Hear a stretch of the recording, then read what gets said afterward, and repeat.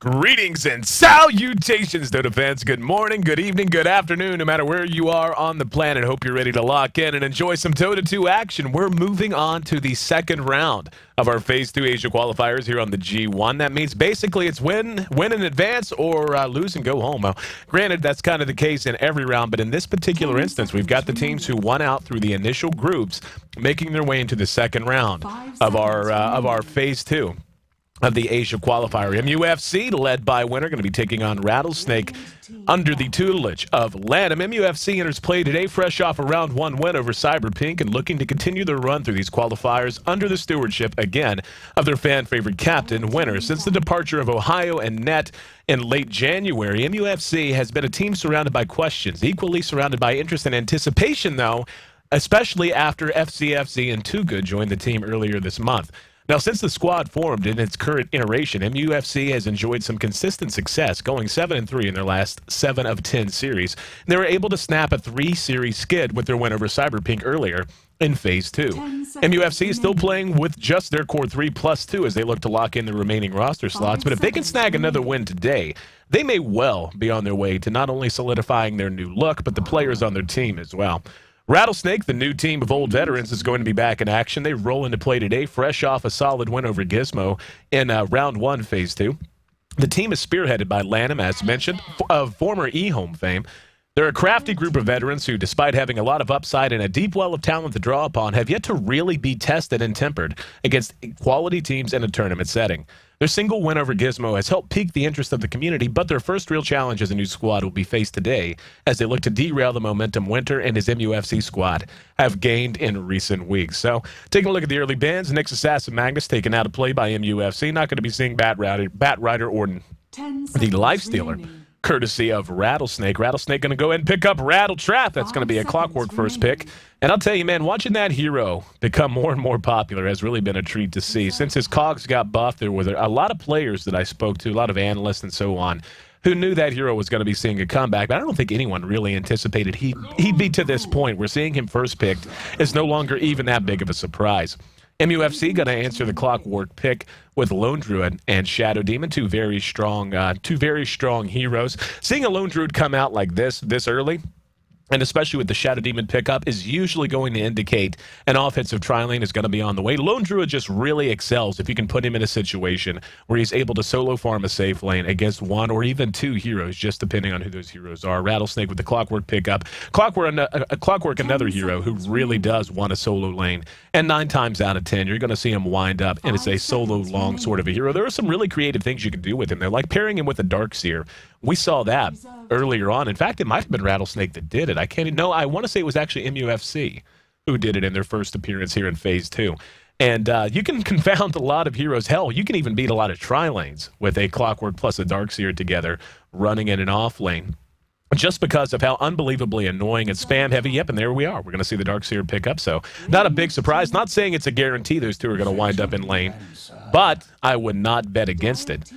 Clockwork and Darkseer, between Ion Shell and Rocket Flare, you're able to spam waves down, able to secure last hits, keep the lane pushed if you want to do so. But you're also just so damn mobile, and there's so many ways you can get yourself out of trouble, between dropping the cogs and banging your way out to surge and so on. You can play very aggressive, and challenging that pull camp gets really, really easy as you continue to get more and more levels. You're also able to just go ahead and steal that camp by using Ion Shell as well as the Rocket Flare. So a lot of options open to Rattlesnake so far. Phantom Lancer, the carry pickup in 3rd position. Phantom Lancer, a hero that many people have mixed opinions on. Seen Phantom Lancers win and lose a lot, but he is a bit of a safety belt sort of a hero. You pick up a Phantom Lancer, you're going to have a few things guaranteed for you in the late game. You're going to be a liability. Most teams will not want to go super late against the Phantom Lancer. However, that Phantom Lancer was picked into a Shadow Demon, and Shadow Demon, one of the better counters to the hero just because of his ability to turn Phantom Lancer's advantages against him. His ability to disrupt one of Phantom Lancer's illusions and create a Phantom Lancer army of his own just to stop pushes or to go ahead and push in along with it. So the other real way to derail a Phantom Lancer is just to apply a lot of pressure early on.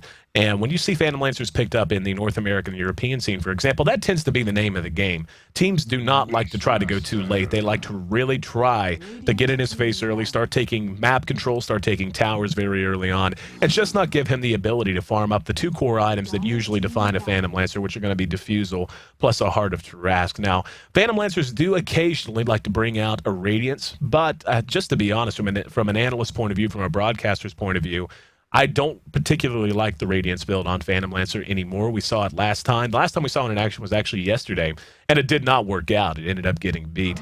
It's just such a heavy investment early on, and you're really not able to do as much with it unless you get it out very early. Now, if you're able to get it up at like 15 minutes, then fine.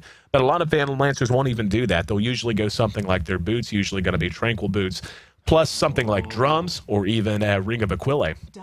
And delaying out the Radiance that long, especially if you're under a lot of pressure, it can really put your team in a bad spot. It makes it so they have to fight 4-on-5 if the other team decides to go ahead and push. And pushing is going to be the name of the game for MUFC, as they have picked up that Lone Druid, and he's probably going to want to start taking towers pretty early if he can secure a good early game and get himself some solid farm and solid levels. Beastmaster rounds out the first 3 for MUFC, so we're into the second ban phase now. Rubik and Keeper of the Light out from MUFC, just taking out those high-tier supports. And that, is pretty indicative of the fact that, they know that more than likely it's going to be Darkseer or Clockwork or both going in that long lane, so Phantom Lancer really just needing someone to go with them. Darkseer could wind up mid as well. It's going to depend on what they want to prioritize the most. And on the side of Rattlesnake, just taking out heroes that work exceptionally well with the Shadow Demon. Taking out Leshrac and Juggernaut, actually going to take out the Chen, and I think that indicates exactly what I was talking about. The fact that Rattlesnake has to be very wary of the pressure that MUFC is going to be able to apply early with the engagement potential of a Beastmaster, the strength of a Shadow Demon at all phases of the game, but in particular, Lone Druid, who's Bear with Demolish, is going to be able to start really laying into towers very, very quickly in pretty much every situation. So, taking out the Chen, just wanting to make sure MUFC cannot run a pure push-oriented lineup. They want to keep them out of that and try to buy some time, try to secure map control for that Phantom Lancer. Now, they have 2 extremely strong teamfight heroes in Clockwork and Darkseer. A lot of reach on both of the heroes just because of Surge, if nothing else. Clockwork, of course, with Hook. And Puck going to be banned out from MUFC, and I think that plays into that as well. They recognize the teamfight potential that already exists. They do not want to take a chance on a Puck going mid or anything like that to go ahead and make it harder for them to take towers. Now, what Beastmaster does allow MUFC to do is play a bit more aggressive, if for no other reason that, one, when he hits 6, he has one of the most powerful single-target disables in the entire game in Primal Roar. But aside from that, the vision he's going to get from Call of the Wild, being able to maneuver his Boar and his Hawk around the map, grant them vision, basically free wards anytime they want them. And just having that vision allows you to play a much more aggressive game of Dota. And that's something I think MUFC is going to want to make the most of early on, if for no other reason than to free the map up for the Lone Druid. But again, I suspect that the Lone Druid is going to be a more active Lone Druid. He could do something like go with a Midas build into just the flat-out standard items that you'll usually see on a Lone Druid, be it a Radiance, be it, be it up to an Assault Cuirass or what have you, Skull Basher on the Bear, any number of options available. But I actually kind of favor the idea of a Maelstrom build on the Lone Druid this time, just so he will be able to fight earlier, he will be able to push earlier, and they will be able to play a lot more chest out through the early and mid-game phases. Lena, the 4th pickup out of Rattlesnake. And that's a good pick for a number of reasons. One, they take it away from MUFC. And I would wager that's exactly why they left her in. Probably the most popular combination with Shadow Demon is Leshrac or Lena in terms of just pure lane dominance and how much pressure those heroes can lay on a tri-lane, be it offensive or defensive, just because of the potency of being able to follow up the disruption with a Light Strike Array or with a Split Earth. So they knew they had the first pick coming out of the ban phase. They banned the Chen just to go ahead and take care of another problem. Then picking the Lena up, not only does that give them a very high tier support with a lot of versatility and flexibility, but it takes it away from MUFC without having to ban it. So very solid drafting so far out of Rattlesnake. We were going to be the pickup from MUFC.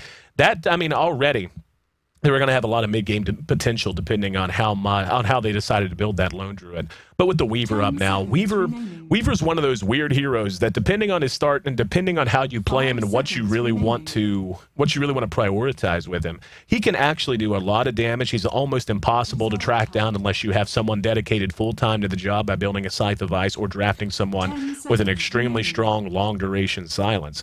And a Shikuchi spam is really, really solid just in terms of being able to force people off of towers if you want to try to take towers early. And again, I think that does play into that. Gyrocopter going to round out the 5 from Rattlesnake, like that pickup a lot. And this is when I see Phantom Lancers tend to do the best. Now, keep in mind, Gyrocopter can be played as a support, so that very well could be a support Gyrocopter. Their lanes still haven't really materialized, depending on what kind of pressure they're expecting out of MUFC. MUFC has a lot of versatility built into their lineup. Lone Druid, Beastmaster, and Weaver can all three pretty well a long lane. They can pretty effectively long lane, I should say. And all three can also benefit from farm. Beastmaster, actually all three can go mid as well. All three do well in a solo situation, even if they are outnumbered for the most part. So very difficult to anticipate their lanes. Picking up the Sand King, going to give them even more mid-game potential. A lot of magic damage going to be coming out from this team. And I'm really anxious to see how they want to lane this out. Still really hard to predict. Rattlesnake, I mean, being up against the Lone Druid, I suspect they're going to try to put a lot of pressure on that hero. Phantom Lancer with a little bit of help can do okay. I actually see this being, potentially being a situation where a Gyrocopter goes mid, Lena supports the Phantom Lancer, then maybe a Clockwork and Darkseer going long lane if they're anticipating an offensive tri-lane, just so they can try to hold the Druid down. They could also run a Clockwork support, which is not completely unheard of, or it could be a Gyrocopter support in their tri-lane as well. Just really comes down to what their priorities are going to be. And based on the lineup that MUFC is showing us, they're going to need to, the storm they have to weather, their biggest concern is almost certainly going to be the mid game. Worrying about the team fight potential coming out. Beastmaster going to be able to lead off each and every fight. Shadow Demon, of course, with Disruption, going to be a great hero to start fights as well. Sand King with Burrow Strike and Epicenter to follow it up. That's, I mean, again, there's a lot that they're going to be able to bring to bear once they break through this laning phase. The laning phase is going to determine a lot, though, and the one thing that stands out for MUFC is their lineup is not quite as forgiving if any particular hero or group of heroes has a bad start. Much of Rattlesnake has a great level 6 team, we'll put it that way. Even if they're a little slow getting there, just the strength of combinations and synergies, like a Vacuum Wall and Call Down, like Light Strike Array to follow up a Vacuum, to say nothing of Cogs, which can heroes can be vacuumed into. And just basically the ability to hold towers with the pure AoE potential they have. And you can tell that's what MUFC had in mind as they drafted out their last few heroes. Sand King is a great hero to negate that, especially if he is given a little bit of a farm priority, and just enough to get himself up an early set of Arc Boots and a Blink Dagger. And they could actually, if they wanted to, now that I think about it, they could actually mid that Sand King if they really want to. And I wouldn't mind that. I really wouldn't. Draskell and I, whenever we broadcast the D2L, we talk a lot about anytime we see a Sand King pick. He's a hero who, he can play a hard support and kind of a roaming ganker type, but when you see Sand Kings have exceptional games, when you see them really capitalize on their potential in a big, big way, it's almost always because that Sand King is given some sort of a situation where he's going to be able to suck up a little bit of farm. It looks like we have a little bit of a pause here. So while we have some downtime, I want to once again thank each and every one of you for joining us here on this Sunday morning. If you're on the East Coast, possibly. Well, I guess it's pretty much Sunday morning, or it's a little bit past Tuesday evening if you're on the West Coast. But if you're out in Asia, it's probably in the afternoon for you. And if you're in Central Europe, it's right around morning as well. Should be, if I'm not mistaken, a little bit after 8 in the morning. So much love to you joining me bright and early. And once again, I am going to be rolling solo, at least for this first game. And I love my buddies. I love my pro player friends. They all want to cast until I ask them to get up early. Then they say, no, I'm not going to do it. But while we have a little bit of downtime, I want to go ahead and encourage you to pop over to the Coverage Hub. And the Coverage Hub is, of course, actually, let me double check and make sure I get it right. I always forget it if I don't have it. It is G1.2p.com. Sometimes I reverse them. You have the G1.2p.com. You have your Coverage Hub. You can select your casting channel. You can watch myself, or you can watch Beyond the Subbit. If you're a Russian speaker or what have you, you can tune into Vlad or whoever happens to be filling in for him. But there's a lot of coverage there as well. A lot of interviews, some write-ups, cool articles, and all that fun stuff. And the most recently implemented feature, the ability to interact in real time with other fans and viewers of the G1 via your Twitter page. There's a Twitter embed, and you can interact with us as well. Myself, Beyond the Summon, all of us are going to be tweeting in between matches and during downtime. So if you want to tweet at us, we'll do our best to answer your questions, to talk to you, and it'll all be displayed right there, right below the Casting Hub, dead center in the page at g1.2p.com. Very nice way.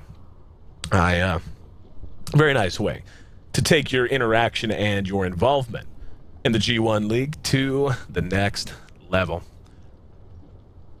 Looking ahead to our next match, following the conclusion of this match, it'll be at 7:30 Eastern Daylight Time. That'll be 12:30 in the afternoon if you happen to be in Central Europe, or 7:30 p.m. if you're on Singaporean time. We're going to have Chainstack taking on Rising Stars, and I actually didn't get to see Rising Stars in action, which breaks my heart. That was the series I had to miss because my internet decided my ISP decided it hated me and went out for 12 consecutive hours, which led to, well, I'll put it this way, much mad was had, and much mad was expressed to them via the phone, but so far, everything seems to be okay, at least for today. But anyway, I'm looking forward to seeing that series. Should be a real good one. This, of course, I would say is probably the headlining series of the day, just because of some of the star power involved, especially between Lanham and Winter. Winter, a fantastic player, a great caster who co-casts over on Beyond the Summit, so make sure you tune into them once in a while to hear his insight. And someday, I'll have a co-caster again. It's, see, Beyond the Summit's got the jump on me, man. They like, on the West Coast, it's midnight, so it's like they can just stay up late to cast. I can't do that. I gotta wake up at midnight, my time, to be ready to cast at 3 a.m. Eastern Daylight Time. And if there are more of you who happen to be awake here on this Sunday morning on the East Coast, much love to you guys. I know there are a lot of folks who are at PAX as well, so if you happen to be tuning in and you're in Boston, hope you guys are enjoying the show. Make sure you pop on over and say hello to the Evil Geniuses guys, hanging out, if I'm not mistaken, over at the Astro booth. I was actually going to be there, but had this and a couple of other things to do, so I was unable to attend. Maybe next year, though. I'll be looking forward to possibly show my ugly mug at PAX. So, all right, guys, you know the drill. I'm going to start taking questions because this is like a rain delay and it's baseball. Let's see. I'll go ahead and answer. You guys are on a 2-minute delay, so we'll have to wait, but if you want to ask me questions in the chat, I'll get to them whenever you guys catch up. Let's see. Someone fill me in on these teams. Says, my name is Mud. Sure, MUFC. A team that's in flux. They lost a couple of players to Neolution Orange. And they were replaced. Well, Winter came in. He's the new captain. Then FCFC and Too Good joined. Basically, MUFC is a team that has a pretty well-known name, but is in a complete identity crisis right now. They won their way here through the first part of Phase 2. Now they're taking on Rattlesnake. So MUFC captained by Winter, a guy who casts a lot as well as plays. So make sure you keep an eye on him and all that fun stuff. And keep an eye on him. And not just in this game, but elsewhere. You can follow him on Twitter. I'm not sure what his Twitter account is, but I'm sure you can find him one way or the other. Rattlesnake is a team that they basically self-identified themselves as a new team of old veterans. A lot of experienced and crafty veterans on that squad. They got past Gizmo Gaming in round 1 of Phase 2. And they're spearheaded by Lanham of eHome fame. Lanham, one of the more important players on the former eHome squad that were competitors in the International 1 and 2. So everyone's kind of keeping an eye on them. And Rattlesnake really hasn't played much. So this is a good chance to get in on the ground floor if you want to look for a new favorite team or just want to be ahead of the curve in terms of knowing who's a rising star whenever it comes to the old veterans. So hopefully that has given you at least a little bit of a rundown on where you are. Is this the latest you've ever casted, Ayesee? Asks, it's Chronics. Well, it depends on how you define late. I don't know if this is late or if it's early. I reversed my sleep schedule to cast G1, at least this part of it. So I'm actually going to bed at about 4 p.m. my time and waking up at midnight. So I don't know if you can call it late since I reversed it, but casted Monthly Madness Asia and a few show matches way back in the day, and was waking up at 6, 7 in the morning for those. So I'm not sure how you want to define that. Where is Ayesee broadcasting from? Asks Wonkawar. I am broadcasting from the bustling metropolis of Logan, West Virginia, in southern West Virginia, actually down in Hatfield-McCoy territory. So yes, I'm out in the sticks. I am out in a rural, beautiful part of the world. And it is currently 3:21 in the morning. My time, it'll be 3:23 by the time my voice reaches you because of the delay. Let's see. Continue to read. Ayesee joined GD Studio. I have no plans to join GD Studio. However, I do have plans to visit sometime. Much love to all of those guys. They're doing a great job at the DreamHack Invitational, by the way. Make sure you guys don't miss that. If you're awake, make sure. Even if you aren't awake, catch the VODs. Much love to Draskell, who's, of course, my main co-caster most of the time. He's set up shop permanently in GD, at least for now, and they are doing a fantastic job. What time for me to move to the West Coast? Yeah. Sounds about right. Do you see Invoker and Pro play? Says White Craig. Yes, we do. We actually saw Invoker the other day, and I very much, I consistently mislabeled his Deafening Blast of Sonic Wave throughout that whole broadcast, just because sometimes your brain gets in brain fart mode and you don't manage to catch it until afterwards. So, of course, there will be haters say, LOL, bad caster, called Deafening Blast Sonic Wave. Yeah, it happens, bro. It happens. AC, would you teach me to cast? Ask Fruit Loop. Hey, if you're willing to pay for my time, man. And that's not, I hate to say it that way, but I am busy. I will teach anyone if they bring a checkbook, but I barely have time to sleep as it is. Ever think of becoming a pilot? No, I did not think of becoming a pilot. Maybe someday. Maybe someday. How much was your rig? My rig, well, it depends on what you mean by rig. My PC by itself is about $2,000. It's an iBuyPower machine, and it's pretty nice. I'm pretty happy with it overall. My audio rig runs, if you talk about all of the audio equipment I use, it's between $1,000 and $1,500. But yeah, there's that. AC, how awesome is Caravan Palace? So awesome. So awesome is the correct answer to that. Thoughts on Scotty on Naga? I honestly don't know. I've never seen it. I don't feel confident enough to answer that, having not seen it. So, I mean, that's that. I can see it working in some circumstances. Stack gain would be absolutely excellent, and of course, the illusions, getting the effect would be nice. If that is, I'm not even sure if that's how that works. I think it is. I think it is. Hey, see, you should post it. Oh, I did forget to do that. Oh my goodness. Thank you for that reminder. Yep, I did. I forgot to set the stream status. Oh, sweet mother of God. Oop, no, got to change that. I'm going to do that right now. Thank you so much. I'm going to figure out who it was that said that. I totally forgot to set that to G-1. Oh my goodness, my viewers are awesome. They just reminded me that I forgot to set it on Team Liquid. Let's see, where was it? Thank you, Kometijanak. Much appreciated, my friend. My voice sounds like I'd be a pilot. I should be, you mean like a commercial pilot? Like, we'll be cruising at 35,000 feet over the Pacific Ocean and setting down at 5 p.m. local time. Is that what you're talking about? Am I the son of Barry White? I don't know. I do not know. My mother was a pretty faithful woman, so I doubt it. I doubt it.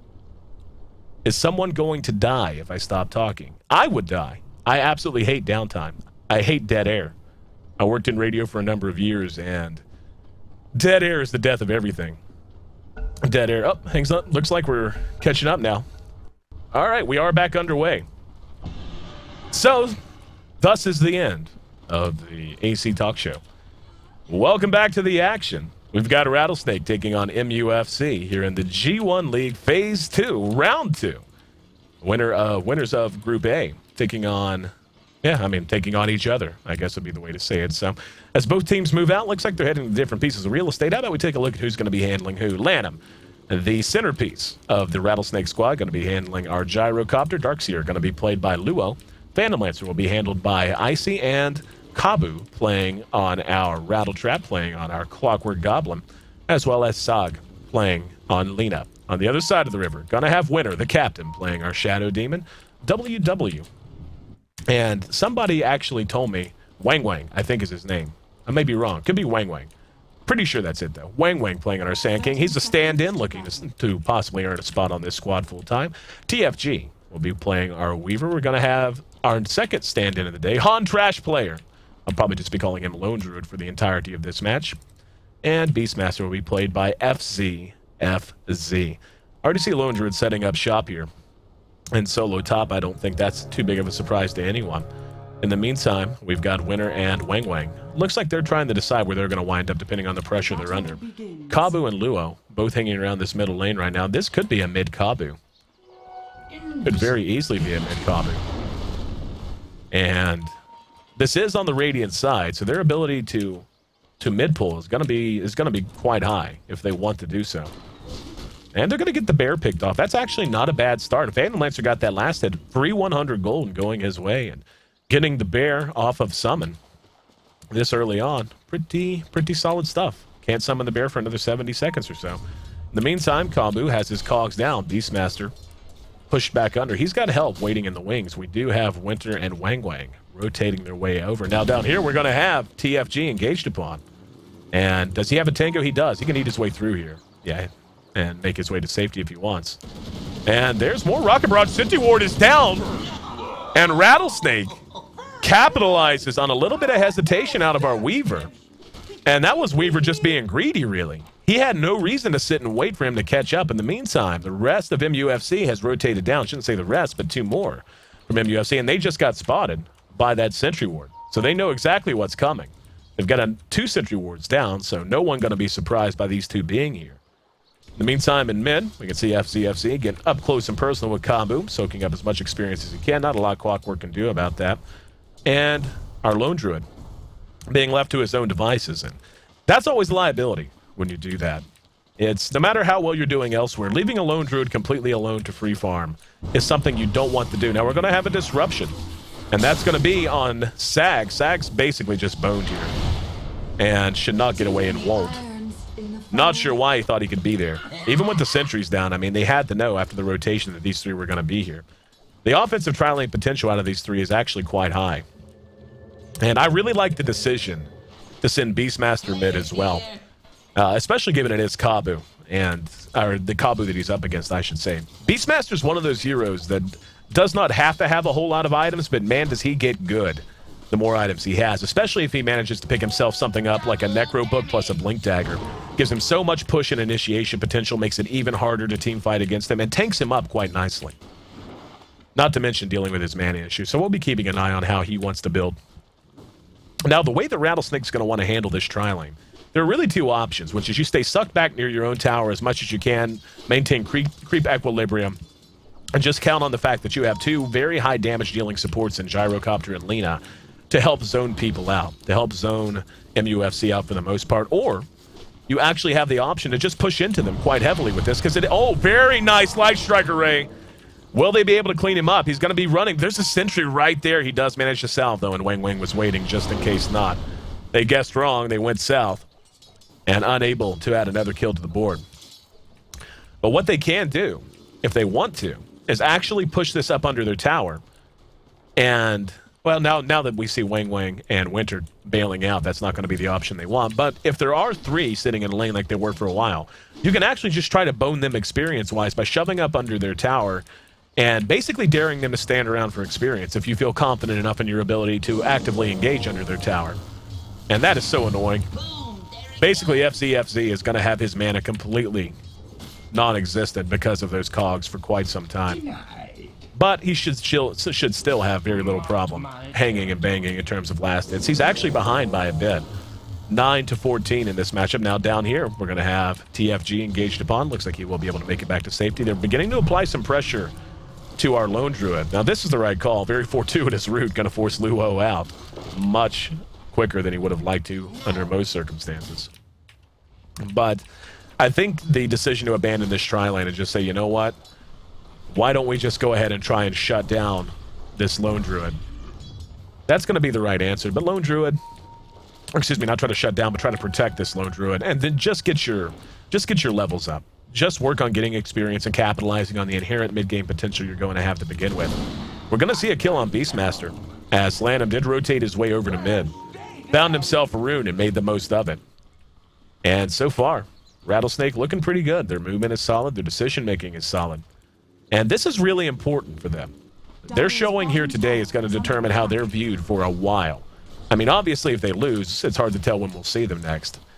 But if they, I mean, even if they do lose, just putting up some kind of a decent performance is going to have a lot to do with how they're perceived, given how new of a squad they are and how untested they are. And MUFC is a good squad. I mean, obviously, as I mentioned, they're still trying to find their own identity. FCFC's actually caught here, and here comes Lanham. Lanham nuking down the creeps, and now, oh, Rocket Barrage. So much damage. That actually got split off a lot on the creeps, though. He might get away because of that. One creep trailing that fight might be enough for FCFC to get away. Kabu's not going to give it up, though. There the axes go out. Now Kabu's got to bail. Oh, good Rocket Flare. Adds one more kill to the board. Now here comes Sand King. Kabu says, nope, wrong way. Heading to the north. He's got a merry band behind him, all of which are wishing for his death. He's going to run up suicide on the tower.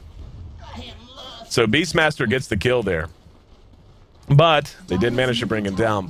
And that's the big liability of running a gyrocopter and that kind of aggressive positioning. Rocket Barrage is freaking amazing. 690 magic damage whenever Rocket Barrage is maxed out. And even with just 1 or 2 points in, we see it's 2 points right now. We put 1 point into homing missile. Even with just 2 points into it, it is extremely potent. Deals a lot of damage. Even the tanky heroes like Beastmaster. But if there's so much as one creep there to split that damage off, all of a sudden, it doesn't feel as scary. It doesn't feel as hard to deal with. And taking a look at TFG, he's done well so far as he possibly can. I mean, 12 last hits in this situation. He's got as much as the Beastmaster, and he's up against the Tri-Lane. He's also sucked up a decent amount of experience, same level as our Phantom Lancer. So doing everything he can, and given that they did dedicate sentries early on, and he did have a death early on, he's really bounced back and hanging in there quite well.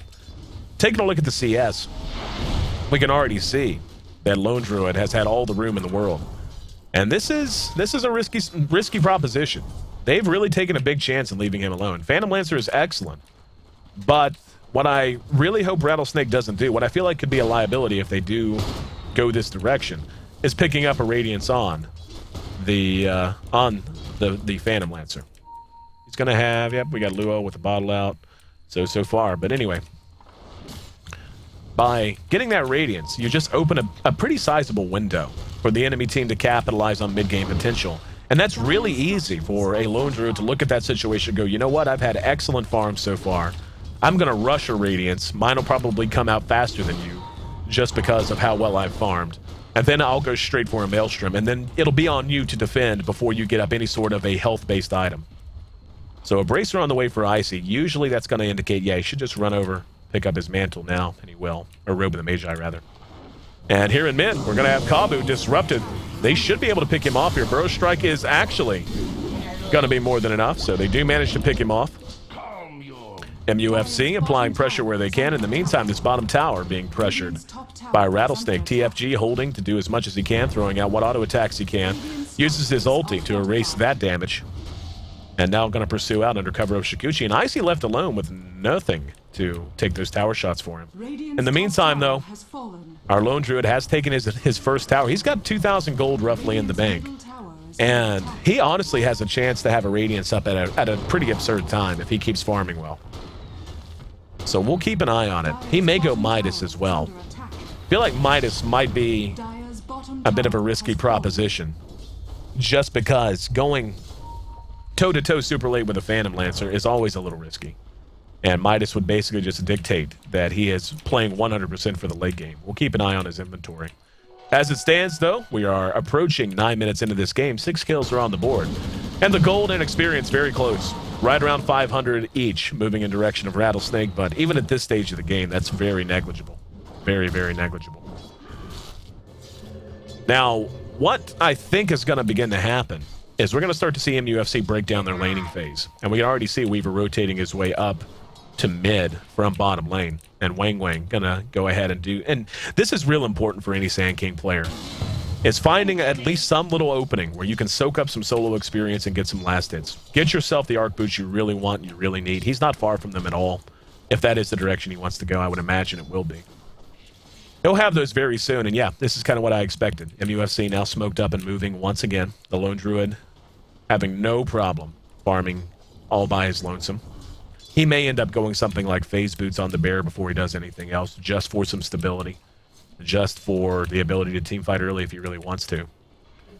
Kabu very astutely recognizing that there are bad things afoot, not getting too far close to the lip. Right under his tier 1, little counter warding now out of MUFC. And Phantom Lancer left to his own devices as well. He's about 300 gold out. Now, hang on, Hook's going to connect on Winner.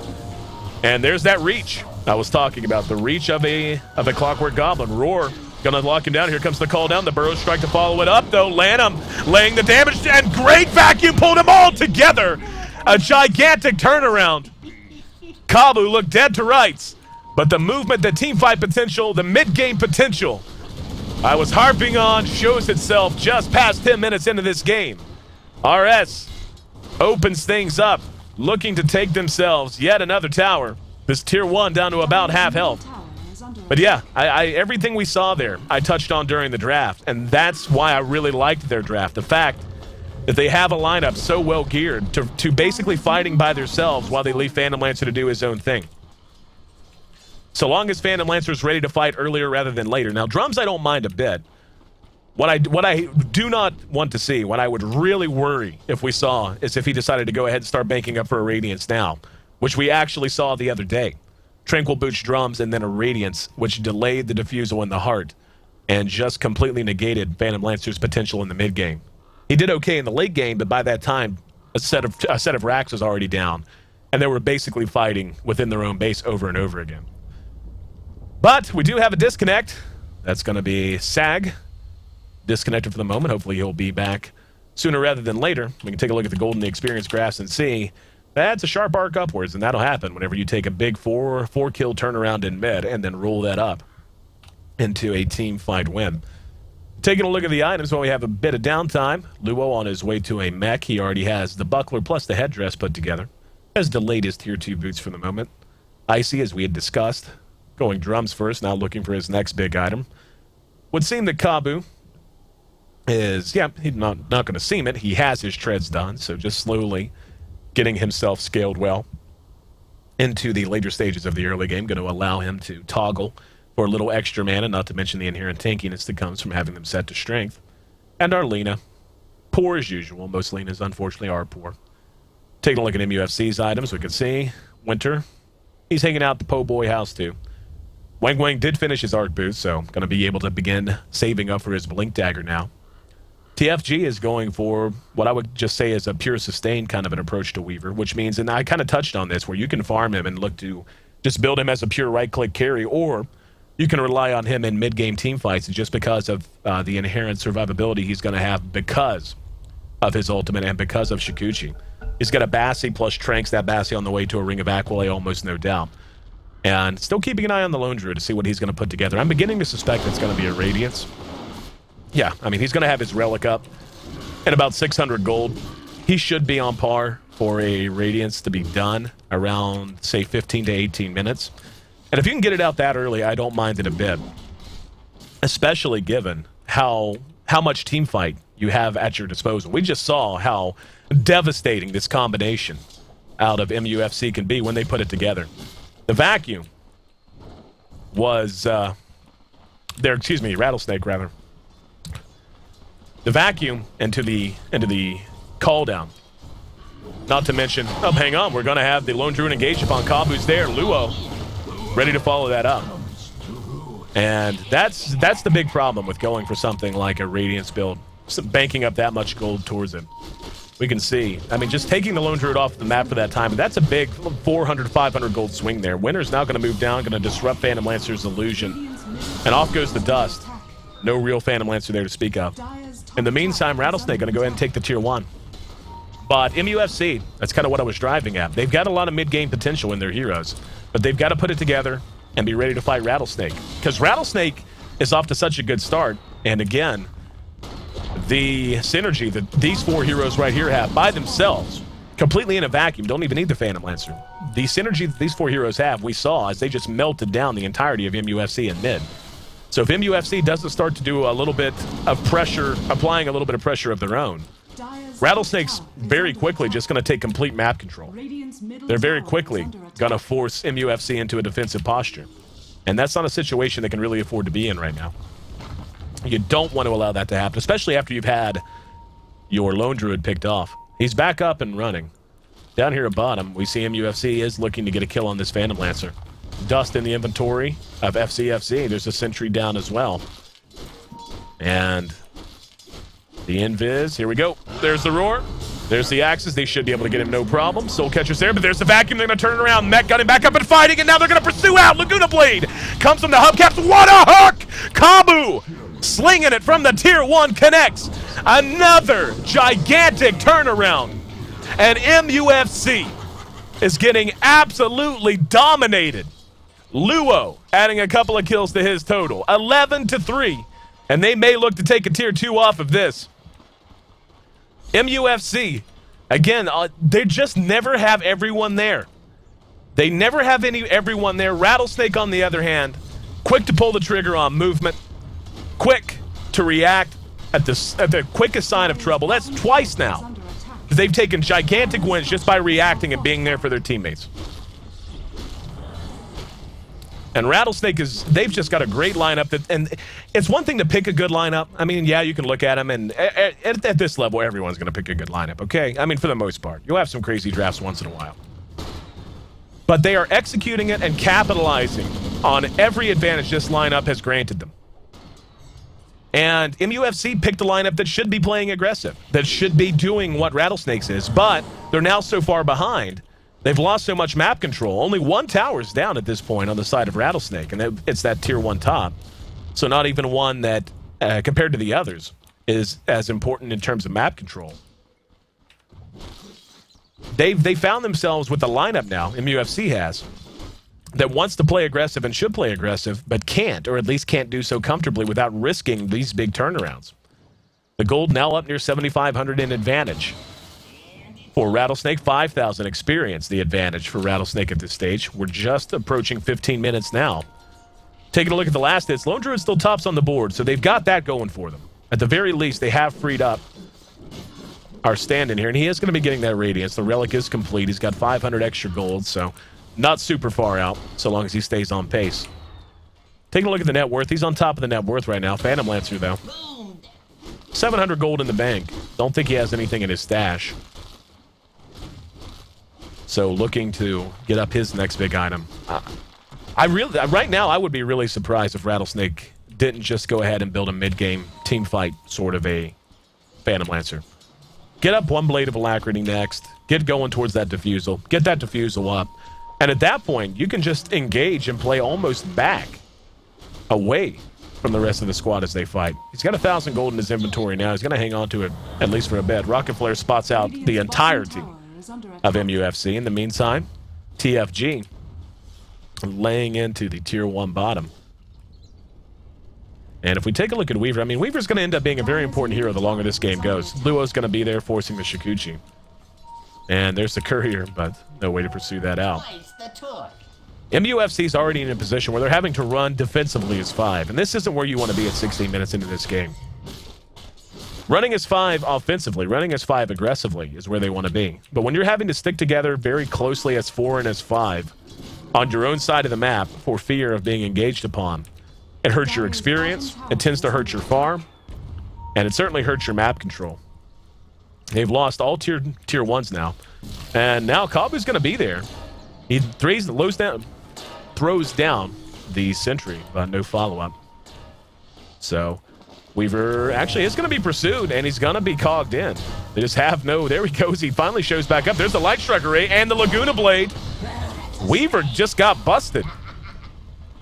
That's another death going in the favor of Rattlesnake.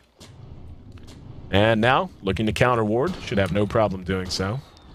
And Roshan. Yeah, I mean, there's really no reason that they can't start thinking about Roshan. I mean, hell, Luo has already made a dent towards his Scythe of Ice or a Pipe. It looks like since he picked up the Void Stone, he will be going for something other than a Pipe. But, I mean, just look at the positioning of MUFC. Look at him. Not even anywhere near this tower. Not feeling any confidence whatsoever that they can take a fight. Here comes Wing Wing, gonna find Kabu. Now they're gonna charge back out. Here comes the TP. Call down's gonna be there. No vacuum though. And Kabu, finally the vacuum comes off. Lanham's there, using a Rocket Barrage to scare them away.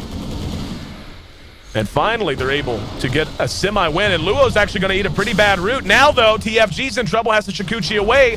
Our Lone Druid having to run as well. Luo fleeing from the epicenter. Lone Druid stays alive, but Phantom Lancer just doing his damage regardless. Wang Wing will be cleaned up. 2 for 1 the trade so far, and everyone has to go running for the well. And once again, Rattlesnake takes a win. The Diffusal was the choice out of Ayesee, which I really, really like. Really love that he went that direction instead of doing something, trying to out-radiance a Lone Druid. Speaking of Lone Druid, Bear does have his Radiance. And that's going to make it a little bit more pressing for Rattlesnake to execute these team fights. Extending the team fight's not going to really be an option they have anymore, so they're going to need to really look for one-off advantages. And yeah, Ayesee's definitely going for a big mid-game win kind of a build. He's already upgraded his Diffusal. Very often what you'll see players do is get the level 1 Diffusal, hang on to it, use the charges. Once the charges get low and you've completed something like a heart, then you go ahead and grab level 2. But by getting it this early, I mean, you get the bonus agility is nice, the bonus intelligence is nice. And it's a relatively low cost to pick that up. MUFC, down to just 2 outer tier towers remaining. Weaver is going with the survivability build. He's added a vitality booster. He actually didn't finish Aqualay. A little bit surprising. Top tower is under Usually if you get a Bassi up, there's almost no reason if you're a hero like that to not go ahead, if you're an agility hero, to not go ahead and tack on the Wraith Band just to finish that item out. But as is, feeling a little bit too starved for that luxury. Wang Wang still quite a ways away from his Blink Dagger. And that's really becoming an essential item for them. We saw in that fight, it's not that they don't have any way to initiate. They've got decent ways to initiate, but they're mostly single target initiations. They've got the Primal Roar and Winter with Disruption that they can bank on. But Burrow Strike is really what they're going to... Burrow Strike and Epicenter is really what they want to use for most of their initiation, I would guess. And a Blink Dagger would help them out much, much more. Poor little Hawk drops to the Rocket Flare. Hunting out of season, lock that man up. But MUFC, again, having to play very tight-knit Dota right now. And it is going to be a pipe, actually. Pipe of Insight is on the way for Luo. He just picked up a casual Voidstone. For Sag, he's on his way to his Force Staff. He's not super far away from it now. Making decent progress. Dire's top tower is under attack. 20 minutes, 45 seconds in. Our lone druid, using that radiance as best he can, still lacks any kind of boots on his bear outside of tier 1s. And we can already see he's been eclipsed by 2 heroes on the enemy team in terms of pure net worth. And that's not really where they can afford to be.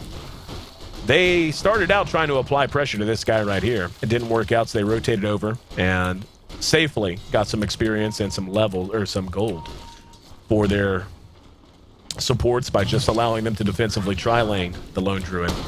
But given the lone druid had a much better start than the Phantom Lancer did, the fact that this is a big turnaround now, I mean, and given that they're trailing, it's just the inherent strengths of Phantom Lancer as a hero. This is not really a situation they can allow to continue.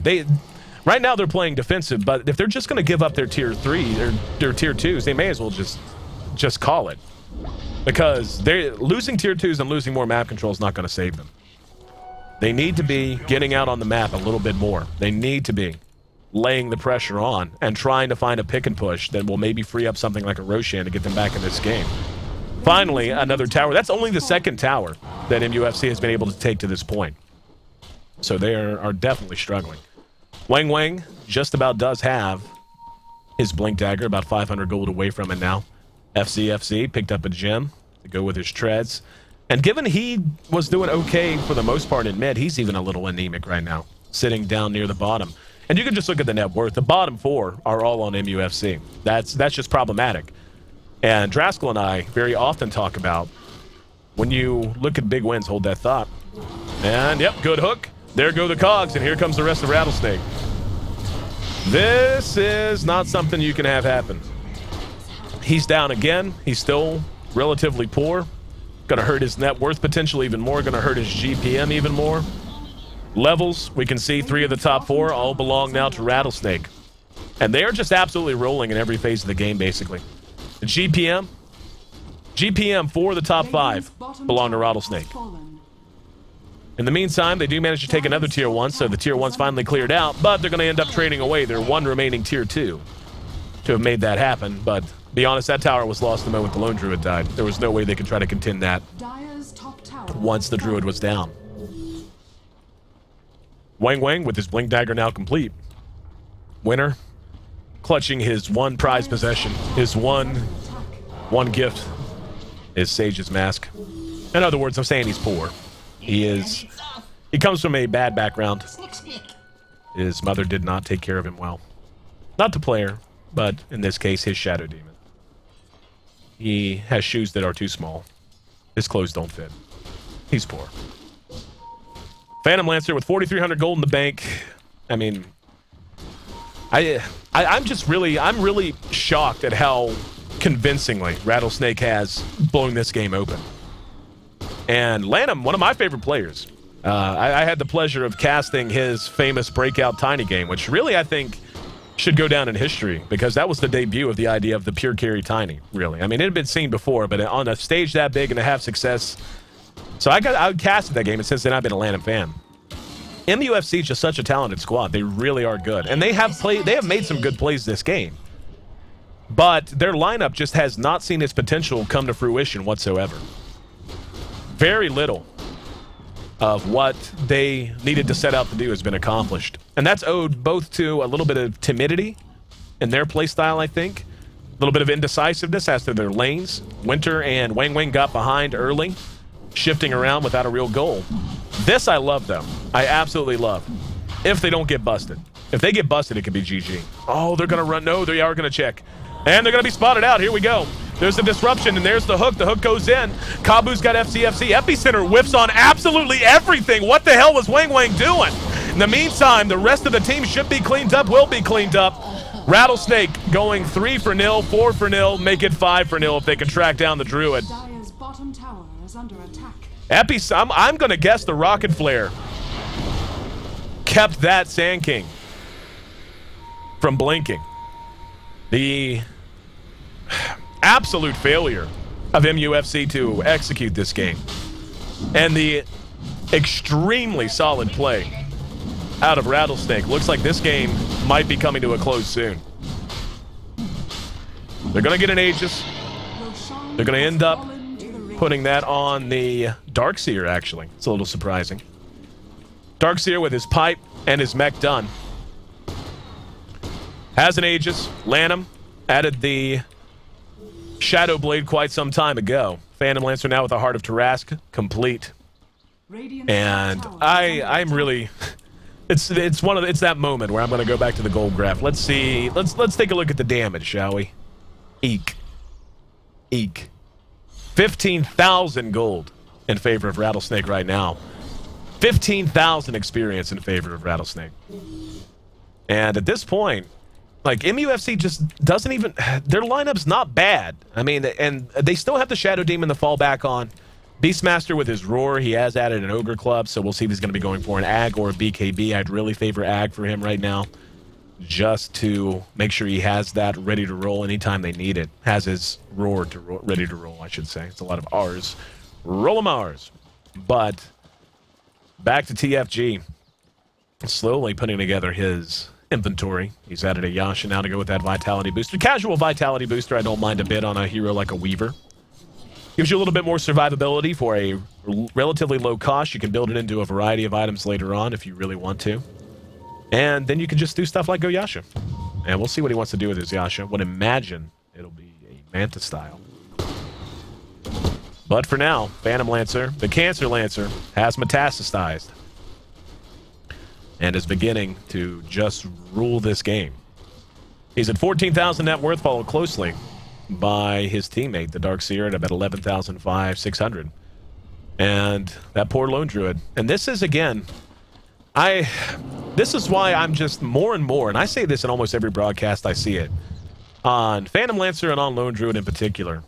Given the way Dota's played now, given the lineups that most teams draft, I don't like Radiance coming out early on those heroes. I just don't. If it's going to come out at all, it needs to come out early. But this is why. What has that Radiance done? What has it given them?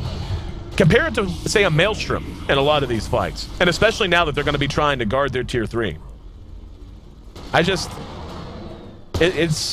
When you're up against a team like this, that is going to have a massive amount of synergy, the ability to lock down and just blow up multiple heroes at once, you have to have items that can stand and fight a little bit better than that in terms of just pure damage output. Tier 3 now down below half. The pipe has already been popped.